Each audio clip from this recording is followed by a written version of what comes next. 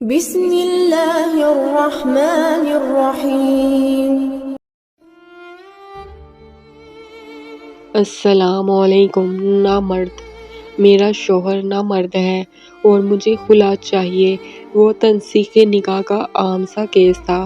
اچھی پڑھی لکھی فیملی تھی، 2 پیارے سے بچے تھے، لیکن خاتون بضد تھی کہ اس کو ہر حال میں خلا چاہیے۔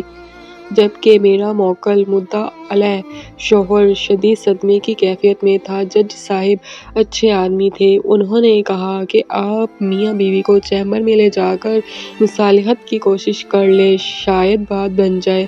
مدعا شوہر کا وکیل ہونے کے ناطے میں نے فوری حامی بھر لی، جبکہ مدعیہ بیوی کے وکیل نے اس پر اچھا خاصا ہنگامہ بھی کیا، لیکن خاتون بات چیت کے لیے راضی ہو گئیں۔ چیمبر میں دونوں میاں بیوی میرے سامنے بیٹھے تھے۔ ہاں خاتون، آپ کو اپنے شوہر سے کیا مسئلہ ہے؟ وکیل صاحب، یہ شخص مردانہ طور پر کمزور ہے۔ میں اس کی بے باکی پر حیران رہ گیا۔ ویسے تو کچہری میں زیادہ تر بے باک خواتین سے ہی واسطہ پڑتا ہے، لیکن اس خاتون کی کچھ بات ہی الگ تھی۔ اس کے شوہر نے ایک نظر شکایت اس پر ڈالی اور میری طرف امداد طلب نظروں سے گھورنے لگا۔ میں تھوڑا سا جھلا گیا کہ کیسی عورت ہے، ذرا بھی شرم حیا نہیں ہے۔ بہرحال میں نے بھی شرم و حیا کا تقاضا ایک طرف رکھا اور تیز تیز سوال کرنا شروع کر دیے۔ جب اس سے پوچھا کہ آپ اپنے مرد سے گزارا نہیں ہوتا تو کہتی کہ ماشاءاللہ 2 بچے ہیں ہمارے، یہ جسمانی طور پر تو بالکل ٹھیک ہیں، تو بی پھر مردانہ طور پر کمزور کیسے ہوئے؟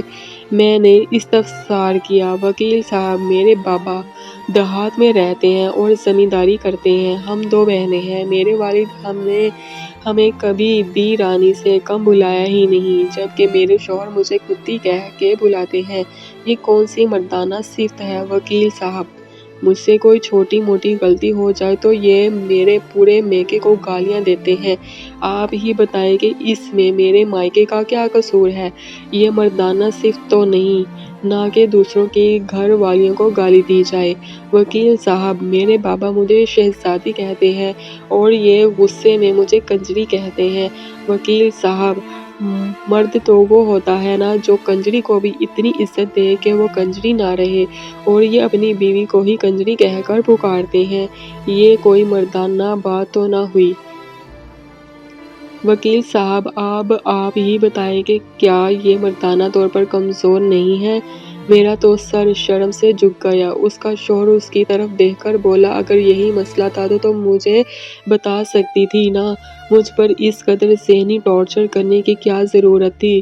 شوہر ممنایا، آپ کو کیا لگتا ہے آپ جب میری ماں بہن کے ساتھ کسی ناجائز رشتے کو جوڑتے ہیں تو میں خوش ہوتی ہوں؟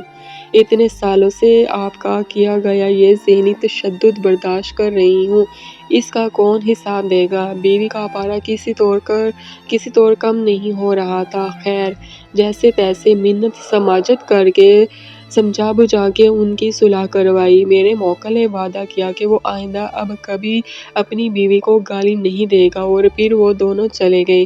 میں کافی دیر تک وہیں چیمبر میں سوچتا رہا کہ گالیاں تو میں نے بھی اس خاتون کو اس کے پہلے جواب پر دل ہی دل میں بہت دی تھیں، تو شاید میں بھی نامرد ہوں اور شاید ہمارا معاشرہ نامردوں سے بھرا پڑا ہے۔